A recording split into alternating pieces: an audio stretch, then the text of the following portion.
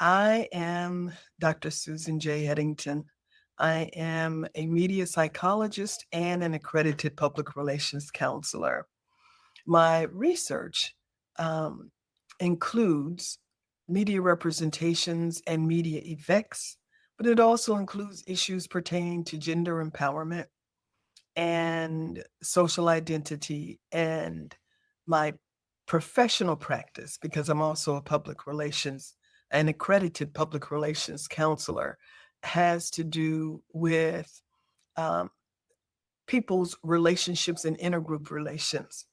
I am currently, as a fellow of the Institute for Social Innovation at Fielding Graduate University, I'm conducting a study on meaning making for Black women in high status positions. That is, those women who have reached the highest echelons, perhaps pierced the glass ceiling, and the challenges they face because they suffer from the same microaggressions, racism, gender bias that most Black women are affected by. And they still manage to succeed. As this study is a qualitative analysis, as I've gotten into this study, I discovered that there are a lot of issues and a lot of pain that people have to manage and navigate as they continue with their trajectory, upward trajectory, or just being in the workplace and surviving. Uh, People, women, especially Black women, um, manage and navigate and tolerate a lot. That's what this study was about. And I have teased out some of the findings um, that led me to another project, which is excuse me, using psychology um, and cadences and rituals to manage the stress and cognitive burnout and the various things that people encounter. But for this particular discussion, we will talk about the new reality and another challenge that Black women in particular faced, which is why we talk about Black women climbing the corporate ladder, but it's not just the corporate ladder, it's work in the workplace and the new reality. So I want to start with a poem. I'm a fan of Langston Hughes. Um, Langston Hughes was a Black Renaissance poet, and this was just one of my favorites. It resonated with me when I discovered it back when I was in high school, and that was a long time ago. But it speaks to perseverance. And although the title of the poem is Mother to Son, we will just anticipate and daughter. So I'm going to just read it for you. Well, son, I'll tell you, life for me ain't been no crystal stair. It's had tacks in it and splinters and boards torn up and places with no carpet on the floor bare. But all the time, I've been a climbing on and reaching landings and turning corners and sometimes going in the dark where there ain't been no light. So, boy, don't you turn back. Don't you sit down on the steps because you find it's kind of hard. Don't you fall now. For I still keep going. I still climbing. And life for me ain't been no crystal stair. So that resonated with me when I think about the continual struggle that not just Black women face, that women have faced, and many marginalized communities face. Life ain't been no crystal stair. So, to put this further in context, Black women in the US are confronted with unique complexities in their lives as they navigate the crossroads of race and gender, the meeting place for what we now call uh, intersectionality, their intersecting social identities. My interest was the mental health and emotional well being of working Black women who are frequently the victims of microaggressions and racist behavior, and a subject that remains relatively understudied. The purpose of the IRB study that I previously mentioned is to enrich our insight into the experiences of Black women who achieved high professional success based on their accession to the high status positions. Of particular interest was how they managed their own self care. So, participants from my study are selected exemplars who use storytelling to make meaning of their professional lives and experiences as they navigate this intersectionality. So, let's talk about the primary issues facing Black women in the workforce. It's racial and gender bias, the pay gap, a lack of opportunities for promotions, microaggressions in the workplace, occupational segregation, stereotypes, goes to media representations, but stereotypes often is the angry Black woman, lack of access to high impact projects, isolation when they get to senior levels, the burden of being expected to do DEI work, although that may not be their job title, a limited manager support, discrimination on the job, and a lack of psychological safety. So let's put it in context. Until 2025, Black women in the United States steadily increased their presence in the workforce. As of February 2024, Black women saw their labor force participation rate rise to 63.4% from 62.9%, while their unemployment rate decreased to 4.4% from the previous 4.8%. Yet, despite this good news, Black women continue to face systemic disparities, including the second highest reported gender wage gap compared to white men. Black women hold 4.0% of management positions and a mere 1.4% of C-suite positions, much lower than their share of the workforce, which is 7.4%. 90% of Black women or women of color in leadership agree that systemic bias and discrimination hold women back in the workplace, and that's all women. A recent study found the pay gap between women and men just widened for the second year in a row. That's from 2024 to 2025, and now we're looking at this report is from 2026. That's the first time that that's happened since records began in 1960. Women working full time earn 81 cents for every dollar men earn, the same as they did 10 years ago. For mothers and women of color, it's far worse. When we talk about the challenges that Black women face on the job, most white employees see themselves as allies to people of color at work, not just women of color. And allyship is defined as using one's power position to support or advocate for coworkers with less power or status. More than 80% of white women and men say that they see themselves as allies to colleagues of other races and ethnicities. However, many Black women and Latinas don't feel they have strong allies at work. Despite an overwhelming majority of white employees seeing themselves as allies, less than half of Black women and only slightly more than half of Latinas feel they have strong allies at work. Additionally, only about a quarter of Black women and Latinas say it's mostly accurate that Black women have strong allies in their workplace. Black women are severely underrepresented in senior leadership positions. Although Black women make up 7.4% of the US population, they make up only 1.6% in VP roles and only 1.4% of C-suite positions. So when we look at the corporate pipeline, we can look at where people start And entry level, it may be about the same for men and women. This is where they start.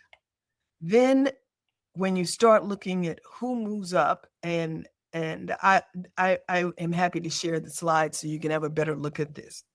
But when you start looking at who moves up and you get to manager, now you see there aren't as many Black women moving up. Black women are in pink, as there are white women, certainly nowhere near as many as white males.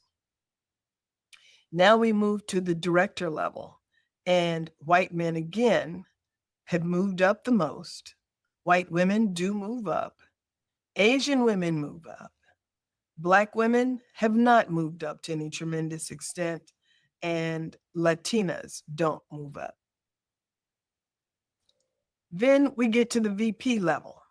Again, we see the disproportionate representation of men, and white women do okay, certainly not compared to men, especially white males. Excuse me. Asian women perform better. Asian women outperform Black women and Latinas. We now move to the senior VP level. White women continue to do well, nowhere near as well as white males.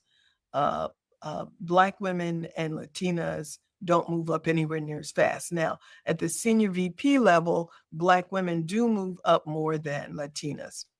And then when we get to the C-suite, white women continue to do better than other women. Uh, uh, Asian women are not representative of their percentage in the population. Black women do better. Latina women don't do well. So let's talk about Black women's labor distribution, because that also has a tremendous impact on opportunities. Black women have been 12% of the federal workforce. They've overrepresented when compared to their 7% of the overall US labor force. But in 2025, cuts to the federal workforce disproportionately hit jobs in education, health, and community-facing roles, the sectors where most Black women are found. Reducing the federal budget also affects state and local budgets, particularly the pink-collar jobs like female clerical and administrative workers, community and personal service workers, and sales workers, jobs that are typically held by Black women. So in 2025, we found a new reality. Nearly 300,000 Black women left the workforce between April and June. The labor force participation rate for Black women dropped below that of Latinas for the first time in over a year. More than 518,000 Black women still haven't returned to the labor force since the pandemic began, leaving their real unemployment rate just above 10%. In 2025, Black women's employment rate fell by 1.4 percentage points to 55.7%. This is one of the sharpest one-year declines in the last 25 years. The decline among Black men and white women was no more than 0.5 percentage points each, while employment rose slightly for Hispanic and AAPI women. At 55.7%, Black women's employment to population ratio was well below the most recent peak of 57.8% in 2023. Excuse me. Reflecting employment losses that started in 2024 and accelerated, as we just discussed, in 2025. College-educated Black women experienced the greatest drop in employment and labor force participation rates.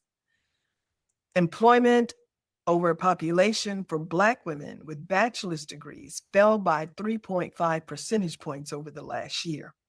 It's a much larger decline than any other education category, including those who are not college graduates. Similarly, the labor force participation rate declined for most Black women bachelor's degree holders, down 2.3 percentage points in 2025.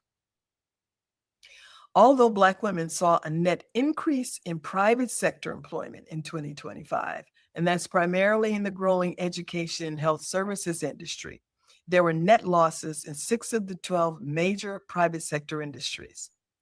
Among the net losses, 33% occurred in other services, followed by 25% in manufacturing, 21% in financial activities, and 15% in professional and business services. The other services industry includes establishments primarily engaged in repair and maintenance and personal and laundry services, as well as work for private households and religious, grant making, civic, and professional organizations. There has been, as many of us know, a full on federal attack on DEI.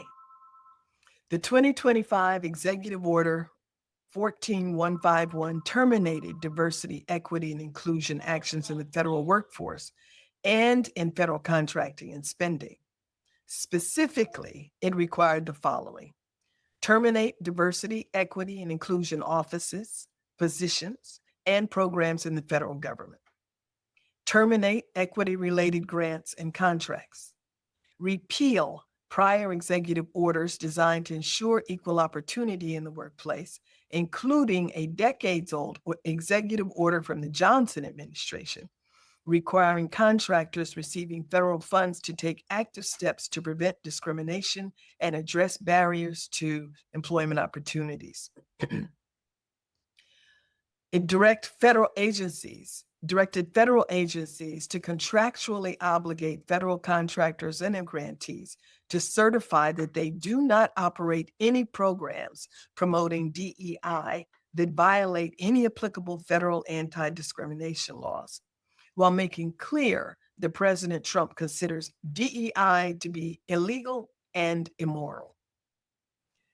Challenge the programs of publicly traded corporations, large nonprofits, philanthropic foundations, professional associations, and institutions of higher education that are designed to advance equity, including by threatening legal action with the obvious goal of chilling their programs. And it issued guidance that they may seek to limit what state and local educational agencies and institutions of higher education can do to ensure equal access to education.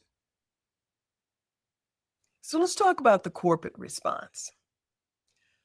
1 in 8 companies said they planned to eliminate or reduce DEI programs in 2025. Among companies that have maintained or reduced DEI funding, 11% say they are very or somewhat likely to eliminate their DEI program in 2025. And we don't have numbers yet to tell us how many actually have done so. Another 37% claim elimination is not very likely, while 32% say it is not likely at all. About 19% remain uncertain about their plans. Even among companies that do not anticipate or did not anticipate eliminating their DEI programs in 2025, 8% say they are very or somewhat likely to phase them out within the next 4 years. But on the other hand, executives remain committed to their company's efforts. 85% of companies report that their executive teams are just as committed or even more to building a representative workforce and fostering an inclusive culture than they were a year ago. A 2025 DEI branding discussion, drawing on a resource.org survey, reported that 1 in 8 companies with DEI programs in 2024 plan to eliminate or reduce them in 2025, implying that the majority are maintaining some form of work, often with softer public labels or embedded under HR, talent, or culture umbrellas. So it appears that the companies are looking to not engage in the battle, but continue to do the work. The financial commitment also remains strong. 58% of organizations report no change in funding for these efforts in 2025. 23% are increasing funding, and only 19% are decreasing funding. Data is still relevant. Excuse me. 86% of companies say they won't stop collecting employee or applicant demographic data, since access to this data helps companies understand how employee sentiment, hiring, promotions, and more might vary by demographic groups. Let's talk about the pivot. For Black women, self employment has become an option, a viable option.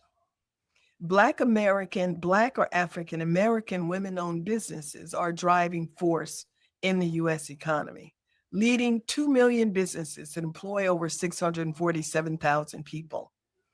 They experienced impressive growth between 2019 and 2024, with revenue surging by 80.8% and employment increasing by 44.4%.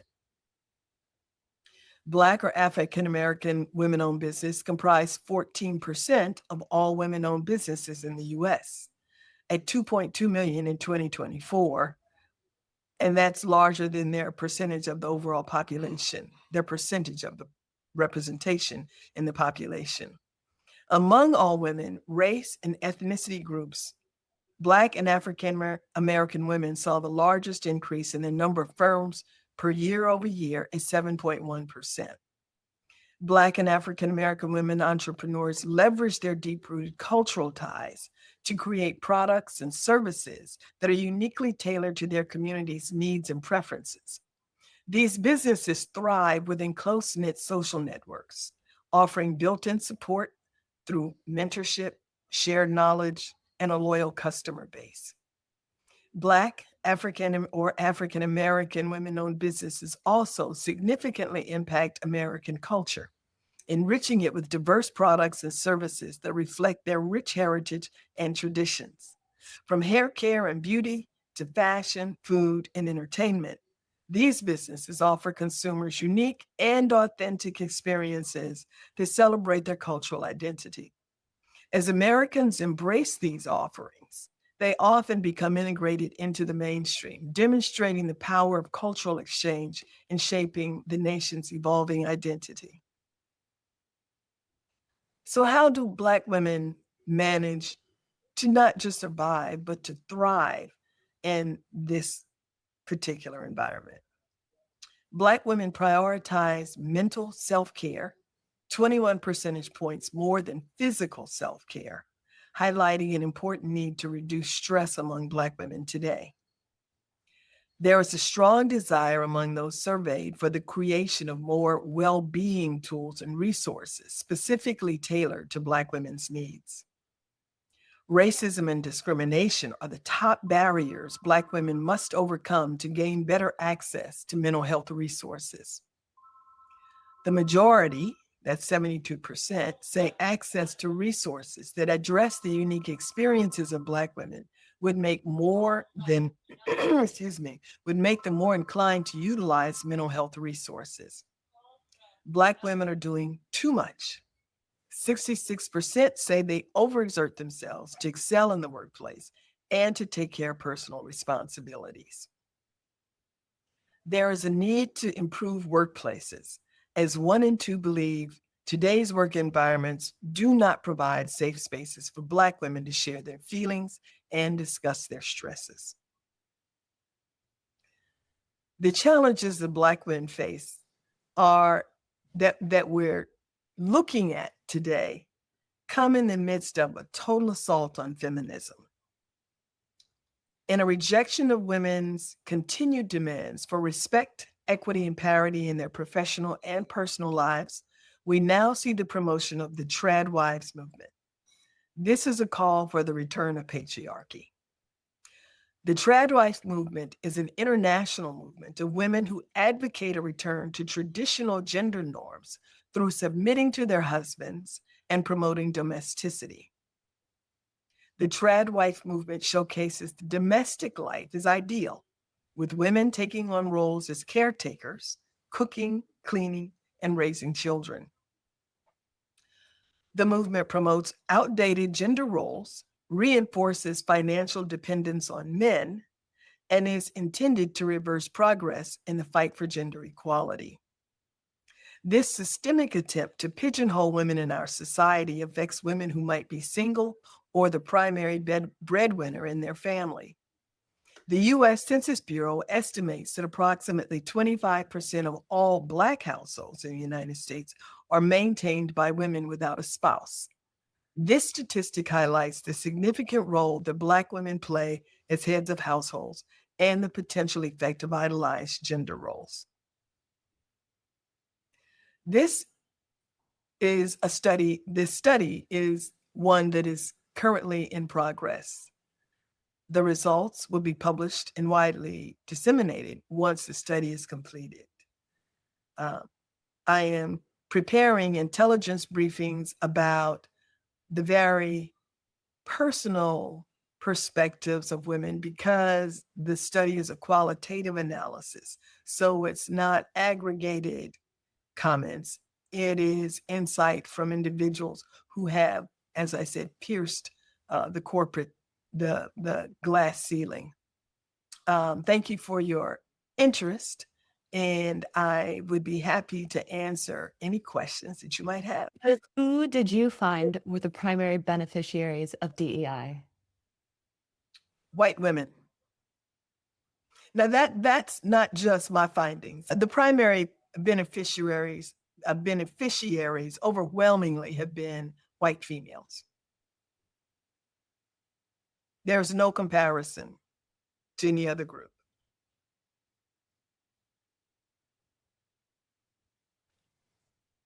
And then the other, not so much a question, but it says, just gratitude, your presentation language, what we're experiencing. So just thank you for doing what you're doing. Oh, it is my pleasure. It is my pleasure. And that's the thing. That's why we have to do this. As we say, these issues are understudied. And it is up to us to get engaged and search for answers and to bring light to the concerns that affect people's lives. A lot of times people say, well, I didn't know that there was a problem. I didn't know you felt that way. I didn't know that you had an issue. So that's why you have to speak up. And I just consider it a privilege, actually, to be able to do this work that's very important to me. And I've always been one who was willing to look for the answers and speak truth to power. So, but evidence matters. So that's why we do this work.